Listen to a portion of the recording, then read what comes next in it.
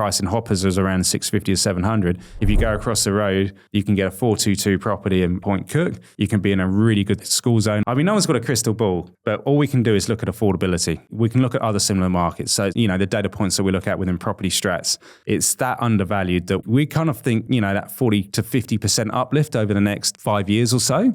But clearly, if we can get good deals, then that's good. If we look at sort of comparable suburbs, and it's a bit like apples and oranges, so we take it with a bit of a pinch of salt. But if we look at, say, suburbs in Sydney and Brizzy, for example, so in Sydney, I'd be thinking Kellyville's a fairly good sort of, benchmark. And so Kellyville's got a similar sort of socioeconomic score. It's a similar sort of distance to the CBD. You've obviously got the train line now, and I think the median in price in Kellyville's 2 mil plus. I think Rochdale's is probably a better sort of comparison. So a lot of developments happened up in Rochdale. Again, the same amount of distance to the CBD. But again, the median price is just 1.5 million plus. Here we've got Point Cook, and I just think it's part of the cycle. Like, people will kind of look at how undervalued Melbourne is, and they'll come down, and what we'll see with families is that they're not going to want to live in those more lower socioeconomic areas, especially when you're looking in Hoppers. Price in Hoppers was around 650 or 700. If you go across the road, you can get a 422 property in Point Cook. You can be in a really good school zone like the Alamander High School Zone or the Featherbrook, really good school zones. Then that will attract people.